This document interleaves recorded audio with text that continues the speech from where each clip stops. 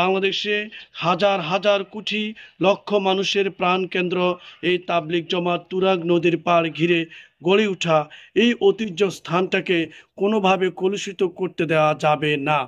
আমরা বলতে চাই সাতপন্থী জুবাইরপন্থী বলতে আমাদের কাছে কোনো মুখ্য বিষয় নয়। আমরা চাই দুজনেই একটা ছায়াতলে এসে একটা কেন্দ্রিকভাবে এটা পরিচালিত হোক, সারা বিশ্বের সকল মুসলিমদের কাছে এই বার্তা পৌঁছে যাক যে বাংলাদেশে যে স্থানটি বিবেচনা হিসেবে তাবলিগ জমাতের স্থান হিসেবে বিবেচ্য করা হয়েছে এত বছর ধরে, সেই স্থানটি ধর্ম বর্ণ সকল মানুষের কাছে গ্রহণযোগ্য হিসেবে সমালোচিত এবং আলোচিত হোক।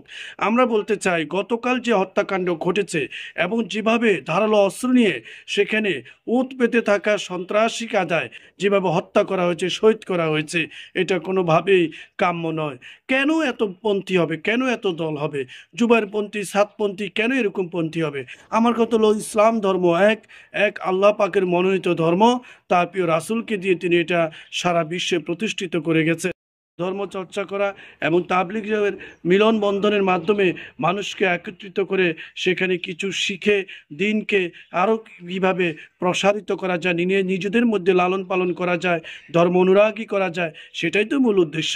তাই দুই হুজুরকে দুই জায়গা থেকে একটা সিদ্ধান্তে পৌঁছাতে হবে যে আমরা কোনোভাবে গ্রুপিং করব না, আমরা একটা গ্রুপের মাধ্যমে আমরা পরিচালিত হব, একজন আমিরের মাধ্যমে পরিচালিত হব। এখন কথা হলো ভারত কর্তৃক যে সাতপন্থী এটাকে পরিচালনা করছে, কথা শোনা যাচ্ছে যে তাদের অনেক সমালোচনা রয়েছে। ভারত কর্তৃক যে কোনো শাসক, যে কোনো অঙ্গ সংগঠন সবসময় বাংলাদেশকে নিয়ন্ত্রণ করার চেষ্টা করে, মুসলিম হলেও অন্তর্গতভাবে ভারত শাসিত একটা কন্ট্রোলে তাদের মধ্যে মানসিকতা কাজ করে। এই ফলে এখানে সংঘাত এবং বিভেদ ঘটছে। আমরা চাই বাংলাদেশে ওলামারা এবং সাতপন্থী জুবাইরপন্থী যারা আছে প্রত্যেকে বসে এটাকে সমাধান করুক।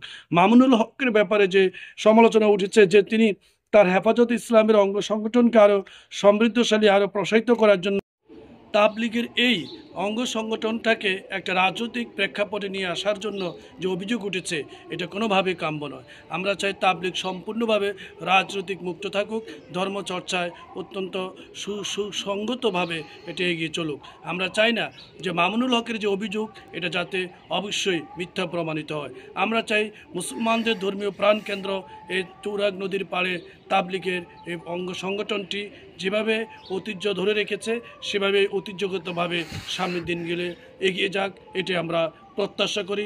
এবং যারা এই হত্যাকাণ্ড ঘটিয়েছে তাদেরকে আইনের সুষ্ঠু বিচারের মাধ্যমে এর ভিতরে যে মূলোৎপাত ঘটনা আছে অবশ্যই এটা বেরিয়ে করে আনতে হবে। ভবিষ্যতে এমন ঘটনা যাতে না ঘটে এমনভাবে বিচার কার্য পরিচালনা করতে হবে যাতে কেউ এই ধরনের দুঃসাহসিকতার মানসিকতা দেখাতে না পারে।